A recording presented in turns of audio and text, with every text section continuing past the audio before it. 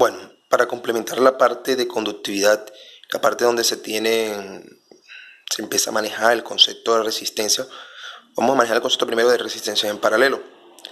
Dos placas están soldadas una a la otra. Se sabe que el área es de 80 centímetros cuadrados y sus espesores, es decir, el espesor de la lámina 1 y la lámina 2, es de 3 milímetros. La temperatura a la cual está expuesta la placa 1 es de 100 grados centígrados, mientras que la placa 2 está expuesta a menos 7 grados centígrados. Para la placa de la izquierda, es decir, la placa 1, la constante de conductividad es de 48.1 vatios metros sobre grados Celsius.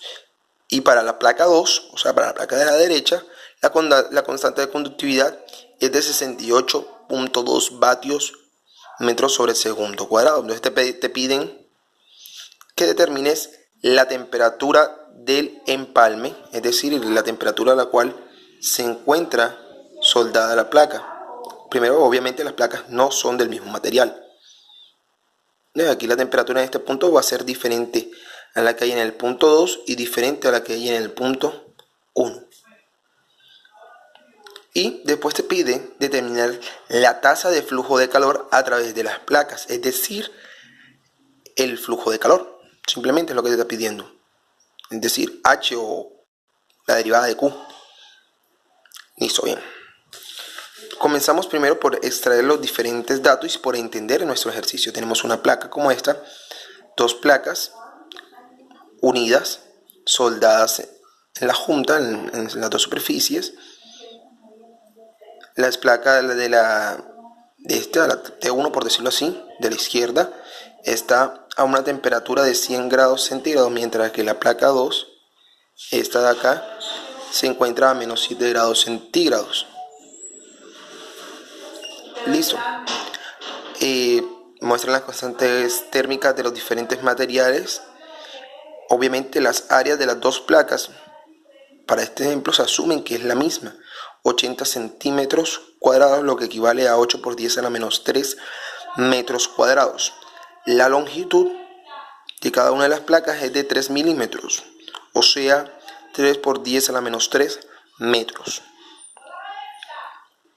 Se muestra cómo se realizó la conversión de centímetros cuadrados a metros cuadrados. Recordar que por estar una al lado de la otra, pues asumimos que es un sistema en serie. Entonces se recuerda que la cantidad de calor que fluye por ambas placas es la misma, pero que la oposición que presenta en total el sistema será la suma de la resistencia de una placa más la resistencia de la otra placa. Recordemos que el flujo de calor está dado por esta ecuación, o bien como la variación de temperatura con respecto a la resistencia térmica. Listo, partiendo de que el calor que fluye por ambas placas es el mismo, y la definición que anterior se te mencionó, delta de T sobre R1 debe ser igual a delta de T sobre R2. La cantidad de calor que fluye por la placa 1 debe ser igual a la cantidad de calor que fluye, al flujo de calor de la placa 2. Cambiamos, y esto es súper importante tenerlo en cuenta, las variaciones de temperatura no son la misma. Hay que recordar, para este caso, que la temperatura 1 es mayor que la temperatura de la junta. Por eso te aparece T1 menos T. Mientras que para el caso de la placa 2, la temperatura de la junta de la unión va a ser mayor que la temperatura del exterior, es decir, la temperatura de este lado. Recordemos que este lado se encuentra a menos 7 grados centígrados, si no estoy mal. Ahora bien, nos interesa resolver el apartado A, determinar la temperatura en la junta, es decir, determinar T. Nada. Comenzamos a resolver. Este multiplica acá, este multiplica acá. Nos queda de esta forma. Aplicamos propiedad distributiva, multiplicamos por cada uno de los elementos que tiene dentro del paréntesis, tanto a la izquierda como a la derecha de la igualdad. Nos queda de esta forma. Colocamos las variables unas variables de un lado y la otra variable del otro lado. En este caso me interesa dejar t, que es la que voy a despejar. Saco factor común, la pongo a la izquierda y le saco factor común, que es lo que tengo acá. Y las otras dos variables las echo del otro lado. Esto que está multiplicando pasa a dividir y obtendríamos esta expresión. Reemplazamos datos.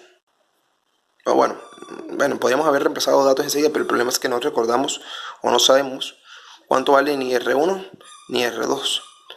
Y que en este caso R1 más R2 pues sería R total. Entonces hallamos R1, R2 a partir de la definición. La resistencia térmica es igual al espesor o longitud sobre el área por la constante de conductividad.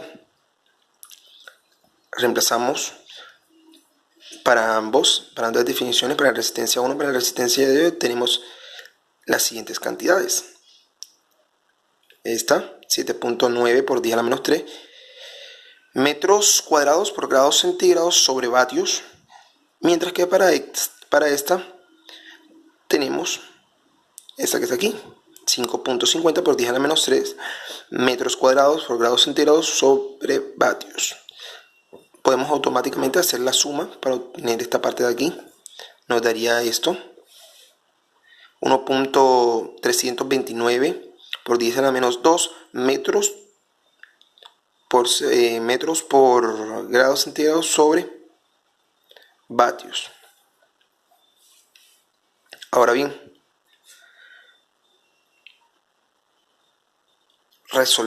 reemplazamos nuestras resistencias térmicas en la ecuación, tal cual como se te muestra a continuación.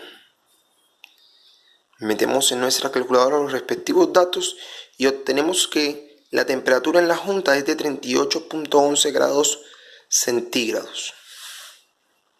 La parte B te pedían determinar cuál era el flujo, la tasa de calor que se transfería, ¿ya? Es decir, de Q, la derivada de Q. Nuevamente definiendo, escribiendo la ecuacioncita de calor, de flujo de calor. K constante, la conductividad térmica del área transversal, las temperaturas más la caliente y la fría entre la longitud. Puedes escoger cualquiera de las dos, ya que el calor que va a fluir por la placa 1 debe ser igual al calor que va a fluir por la placa 2. Entonces yo decidí escoger la placa 1 con los datos que ahí se muestran. Reemplazo valores, resuelvo y obtengo que el flujo de calor va a ser igual a 7.938,42 vatios, es decir, 7.9 kilovatios, que es lo mismo que 7.9 kilojoules por segundo. Esto ha sido todo. Espero que sea de mucha utilidad los ejemplos y planteamientos mostrados.